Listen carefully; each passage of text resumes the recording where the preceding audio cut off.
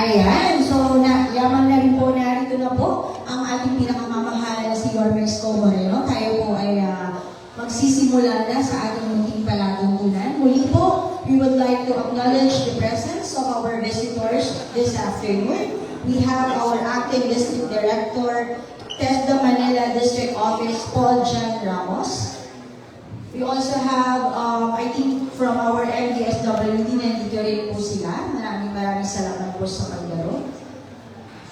Ang ating pong livelihood skill training sa barangayan ay formal na ilulunsad ngayon at mamaya po malalaman ninyo sino nga ba ang magiging beneficiaryo ng gawain ito. So huwag na po natin patagalin. Ating pong tinatawagan si Acting District Director ng TESDA Manila, Paul John P. Ramos. Magandang po sa aking lahat. Magandang po pagbati sa ating punong lungsod, Honorable Mayor Isko Moreno Dumagoso. Sir, magandang hapon po, Vice Mayor G. Maraming salamat po sa suporta na binibigay niyo sa TESDA Manila para maisakatuparan po itong ating proyekto. Actually, ito na po yung pangatlong beses na tayo po sa TESDA Manila sa pangunguna po, of course, ang ating Secretary Kiko Benitez na mapagkalooban tayo na mabahagian ng mga toolkits tulad po nito mga nakikita niyo sa aking lingkuran para po sa ating mga kababayan dito sa lungsod ng Maynila. So ito po proyekto na po ito, ang mga toolkits ay gagamitin natin sa pagkandak ng livelihood trainings, no, para po sa iba't ibang barangay. Kaya po sa katuparan itong proyekto na tatawagin po natin Skills to Go Manila sa pamumuno po ng ating butihing mayor at ang ating vice mayor. So, mismo po kami kasama po ang TESDA, bababa po sa mga barangay. No? So, ito po ay upang turuan kayo magkaroon ng skills, hindi lamang skills, siyempre kasama po yung entrepreneurship. Dahil sa panahon ngayon, habang tumataas ang bilihin, ang kailangan po natin ay matuto tayo na gumawa ng paraan paano tayo makikita araw-araw, paano tayo makakakain araw-araw. So lahat po iyan sa tulong po ng ating lungsod ng Maynila ay maisasakatuparan po. No? So sabi nga po ng aming butihing Secretary Kiko Benitez, basta ang lungsod ng Maynila at ang TESDA ay sama-sama, kaya-kaya po natin lahat. Ngunit po, maraming salamat po at magandang hapon po sa inyo. Maraming salamat po, Sir PJ, at sa inyong magandang mensahe para sa lungsod ng Maynila. At sa puntong ito, atin na po tatawagin ang ama ng lungsod ng Maynila, ang tatanggap po ng munting regalo mula sa TESDA.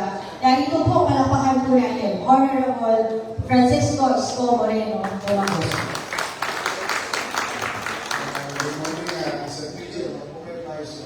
Sir PJ, thank you again. Natutuwa kami na hindi kayo nagsasawa at sana lagi kayo mabasa ng ulan, lalo na sa tag-ulan. Dumami pa kayo. Sapagkat, as you all know, your city's direction is to continue to focus on delivering the policy and program under MBN, minimum basic needs, housing, education, healthcare, and jobs. Through skills training partnered with national government like TESDA, we will achieve the fourth part of the program of the city. We will continue to invest in this, and we're very happy that the Vice Mayor is active participants in this goal for our people. So to our MDSW, Office of the Vice Mayor Chiesa, and TESDA family, to Secretary Benitez PG, Papasabi kay Secretary, thank you very much. Huwag siya magsawa. Pagka gusto niya hanapan ng hanap buhay sa buong Pilipinas, magsasawa siya sa akin sa Maynila. Marami ako pipili sa akin. But this time around, not only specific persons, individuals who made a big, but this time it's going to be closer to our people by initiating this in the barangay level. So good luck and congratulations for our future beneficiaries of skills and equipment for them to pursue extra income or maybe business for that matter. At sana naman. Thank you very much at maraming salamat sa inyo. Manila. God bless. Thank you. Congratulations. Si Boss Mayor.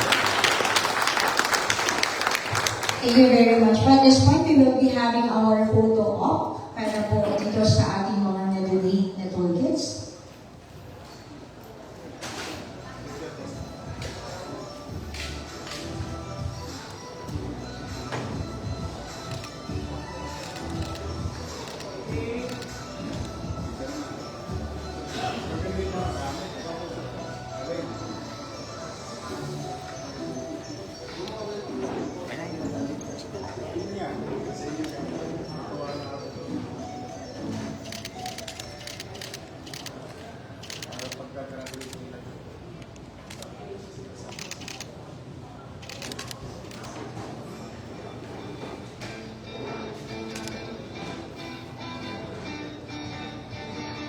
Once again, maraming salamat po sa Metro Manila District Office at sa National Government. Sa mga taong bumalo po ngayong hapon, maraming salamat po sa inyo lahat. At ang tabayanan po, Skills to Go Manila.